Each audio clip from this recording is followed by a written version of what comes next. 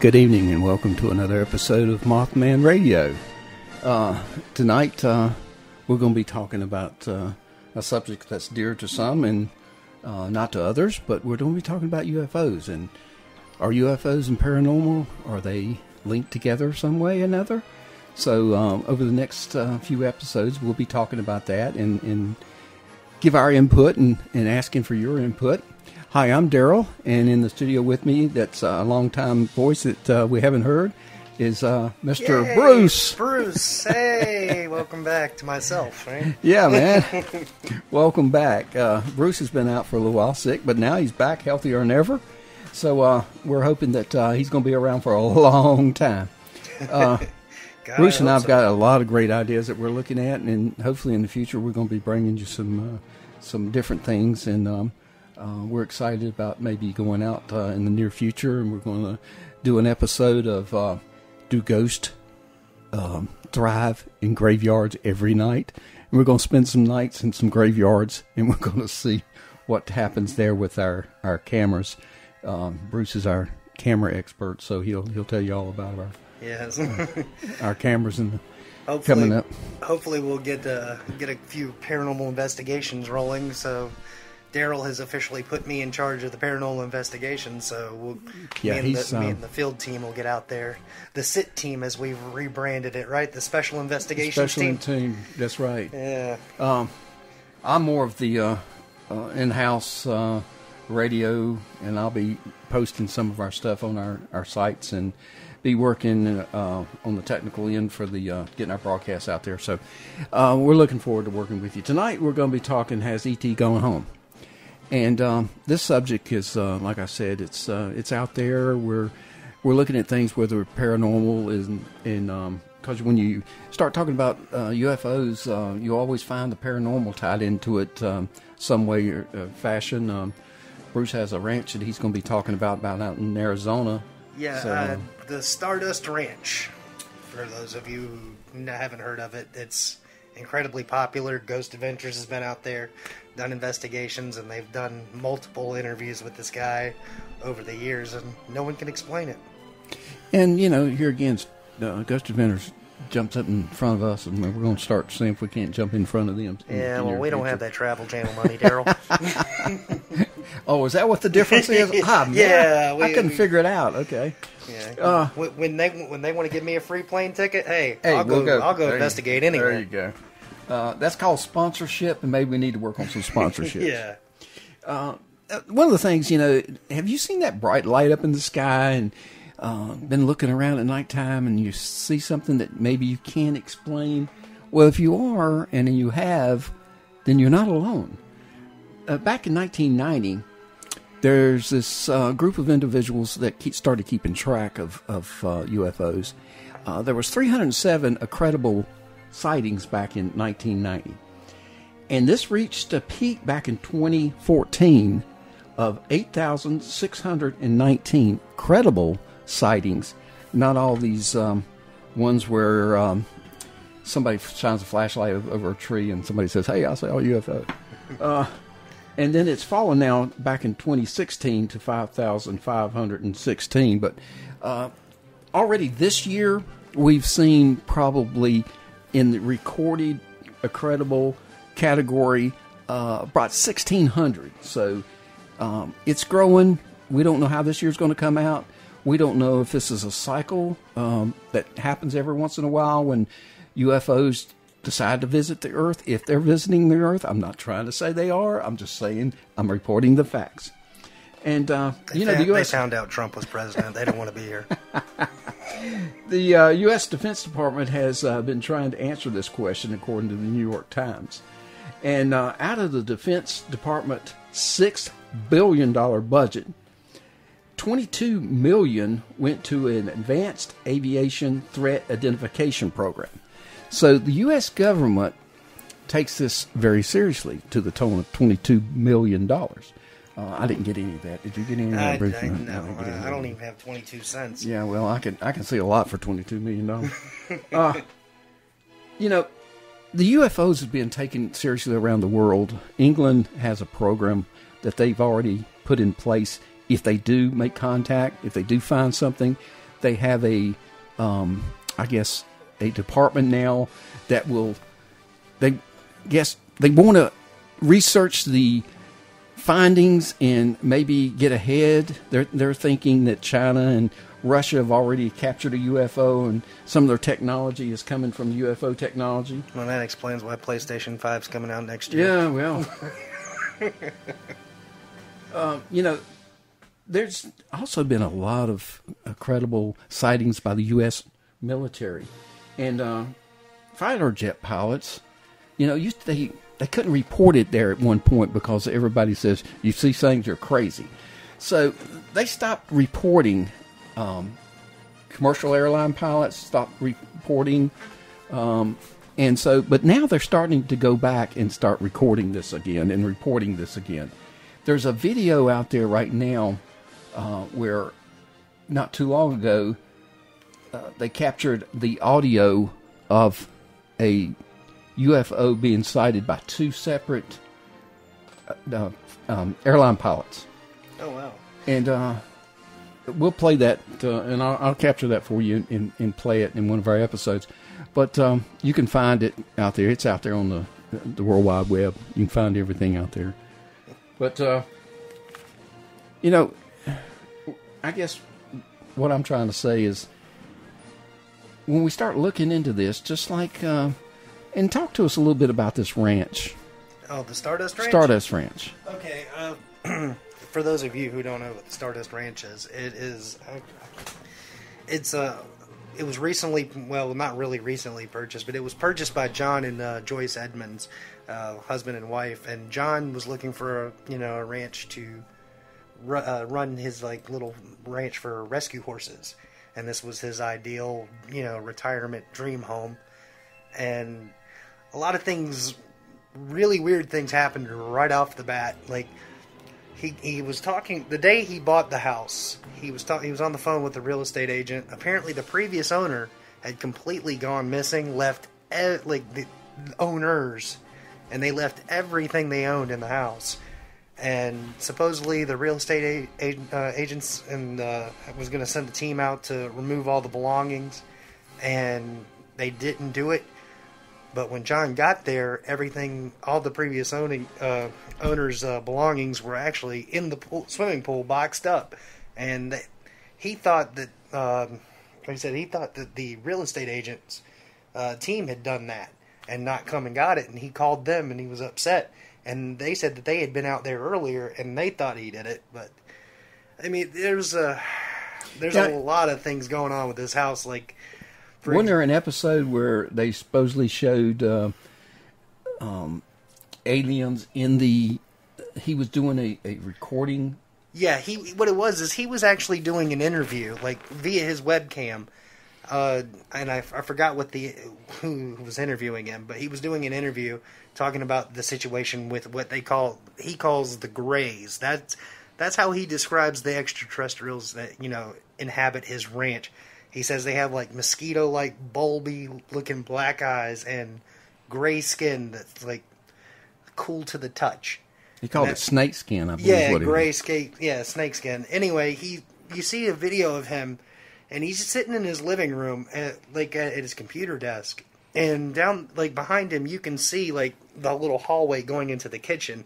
And as he's sitting there doing this webcam interview, you see what looks like the top of a gray head peek around the corner and duck back, like he's leaning back, and it does it 2 or 3 times during this interview, but it's real brief and you can't really see what's going on, but you can. And he always described the Greys as being about 40 inches tall, and it's crazy because where he's sitting, that would put it right in that range of 40 inches, 3.5, 4 feet tall, right there. And so it's kind of hard to disprove anything when it comes to this ranch, because he had claimed that he had killed one of these Greys with a katana, and he said that the bodies disappeared once he killed them, but the katana apparently had a chunk of DNA on it, it had a piece of the alien's flesh and some fluid, and they sent that to Michigan to Dr. Levengood. And Dr. Levengood is a legit he was a legitimate biophysicist, and he was top notch. He was very credible. And when he analyzed the fluid that came off the katana, it came back as like pure hemoglobin, but it had plant-like qualities, like it said almost like chlorophyll. So it's really interesting. But what was really weird is after Dr. Levengood, and him had continued corresponding after he sent him the sample, the freak accident happened in his lab, and he was mysteriously killed, like just a few months after this had all taken place. And if I'm correct in saying, all the evidence disappeared right at that time too, right? Yeah, when the accident, quote unquote, like for those who can't see, I'm doing air quotes, but yeah, the accident supposedly, all the samples were lost, and like I said, Dr. Levengood was killed, and all of his notes, the samples, and everything disappeared. And what makes this really interesting is the fact that this is real. This is all documented. This is not something that somebody has made up or put on the internet. It's all real documented evidence that this guy existed. He found this evidence, and now this evidence is gone. Oh yeah, Ghost Adventures actually went out there and interviewed John and did a whole episode about Stardust Ranch. And during their little investigation out there, they caught like the little lights in the sky, like that he had claimed to be seeing off in the distance, like will look like UFOs. But not only does he have supposed extraterrestrial activity in his house, he also has paranormal activity in his house as well, where his son had actually committed suicide in the living room. And that's one of the crazy things too, when you're talking about the paranormal tying into the extraterrestrial. When the Ghost Adventures crew was there, they had night vision cameras and full spectrum cameras set up in the living room, and they see what looks like a gray mist. It's like I said, it's actually like an apparition kind of mist. It doesn't look extraterrestrial, but you just see this mist just kind of move by the edge of the couch, and it just real quickly it just kind of moves in front of them. Yeah, it just kind of goes across the living room. It's really, really bizarre. And again, did they have their is it SLR? You talking about the SLR camera, the structured light camera? Right. Yeah, the SLS camera. SLS. Yeah, the SLS camera unfortunately they didn't pick up anything, but they did catch like orbs in their photos, and they caught some weird stuff on the full spectrum. I think they might have got an EVP or two. Okay, great. Also, there wasn't there a rock that was found that? There was a rock that was found out in the yard. What it was is supposedly the man's wife was in the process of being abducted. Yet this is one of his claims. He's claimed that the Greys have tried to attack his wife more than anything. He's had experiences where he's been attacked. He lost time. He even lost transportation. Somehow he had gone and driven his truck somewhere, and then he woke up in a completely different place. He lost like 5 hours of time, and he couldn't find his vehicle. He didn't know where he left it. And but yeah, the Greys supposedly have abused his wife. Like she's woke up with bruises on her inner thigh, on her stomach, on her arms. And that night about the rock, what was happening supposedly is they were trying to take his wife outside into this cone of light, and he went outside with a rifle and shot at them and shot at the cone of light and the supposed UFO that was trying to abduct her. And when he did, he shot it. He was shooting a 30-06, and he apparently put out 5 rounds or so. And the alien that had his wife dropped this rock, and the rock had this very, very bizarre, like sunburst-looking symbol carved into it. And they had this rock analyzed, and it is nothing like anything that we have on the planet Earth, supposedly. And it had a picture or a drawing on it that apparently was something that couldn't be reproduced. Exactly. On Earth. That sunburst design I was talking about, they couldn't reproduce it whatsoever. Okay, we're getting close to our 15-minute time limit on this program, but I just wanted to go over a few things here. The lights above the New Jersey Turnpike in 2001. These are all credible sightings that we have seen in the 2000 years. 2000 time frame, I guess, is what I'm trying to say. 2000 years. Daryl's trying to say he's that old. Yeah, well, whatever. But on July the 14th, 2001, drivers over the New Jersey Turnpike. I'm going to leave that in the final cut. That's not getting edited. Notice for about 15 minutes, there was a bright yellow and orange flashing lights in a V over the Turnpike waterway between Staten Island and New York. And all this was documented by the police department and the traffic there on the road. And so, that's a sighting that we can't argue with.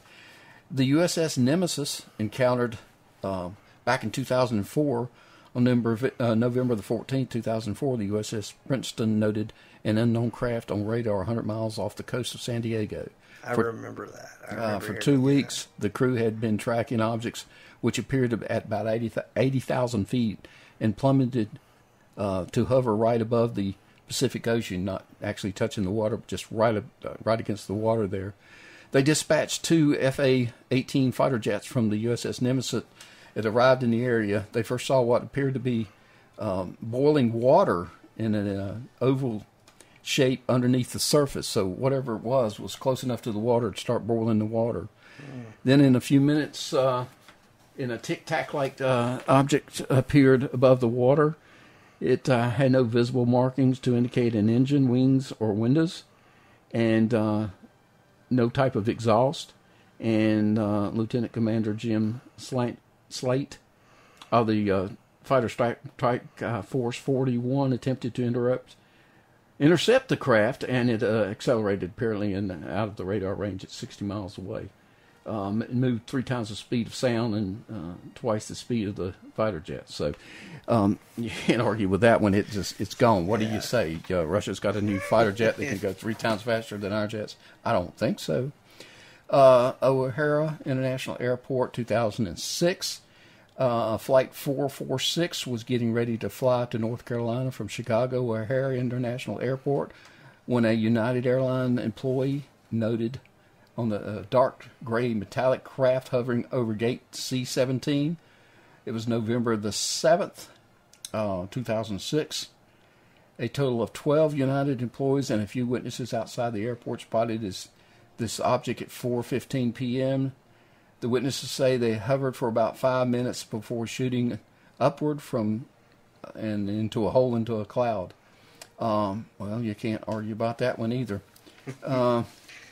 And I don't know, and for those of you who aren't sure about, no one's really sure about the extraterrestrial life and whether it's real, but there's some really compelling stuff out there. Like, I couldn't believe that Daryl had never seen this movie, The Fourth Kind, but in The Fourth Kind, it's a story about... There is a sci-fi movie I haven't seen. Yeah, okay. And what's crazy about this movie is, for those of you who haven't seen it, Milla Jovovich and her, the cast of the movie are reenacting actual scenes, actual footage, scenes from real live footage that this lady had endured, and it's crazy. You'll see dash cam footage of what looks like a UFO appear over her house and abduct her daughter out of her bedroom window. It's a crazy movie. So, this is supposed to be real live.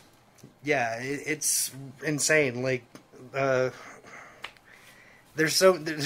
movie's so amazing because when you see the actual live footage of what's happening to these people, the lady whose daughter was abducted, she was a hypnotherapist, and she helped people deal with PTSD and other traumas. And like I said, her daughter ends up getting abducted, and one night she couldn't remember exactly what happened. She said that something had kind of blocked her memory, so they decide to hypnotize her and put her under. And when they do, she starts levitating off the ground, like off the couch that she's laying on, and like her body convulses and it almost looks like she's possessed. And then she starts speaking in ancient Sumerian, and they analyzed the audio, and it sounds like, and they said that her vocal patterns would be something that would have 2 sets of vocal cords, and the human body can't reproduce that kind of noise, which is mind blowing. So, yeah, a lot of the stuff that I'm reading is mind blowing.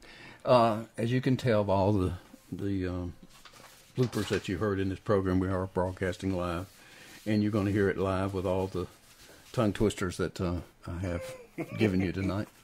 But thank you for listening. We've enjoyed talking to you tonight, and we hope that you will tune in for another episode of Mothman Radio, coming to you live with all the human beings here in this room, and we can prove it by all of our mistakes that you've heard on the radio. If you can count it as human, Yeah. Almost there. we're trying to be human anyway. Again, we're investigators. We're not trying to convince you of anything. We're trying to just put the facts out there and let you make up your own mind. But some of this evidence, it's hard to dispute fighter pilots coming from one of our fighter jets. It's just that the government tries to cover up a lot of this stuff and hide it from us. Some people don't want to believe it, and no matter what your religion may be, there's something out there that we can't explain. And so we're going to be looking into the unexplainable, and that's our new, motto for Mothman Radio. Our new direction. Is it, paranormal, UFO, unexplainable. That's where we're going with this. So thank you for listening, and until next time, this is Daryl. This is Bruce. And have a good evening. Good night, guys.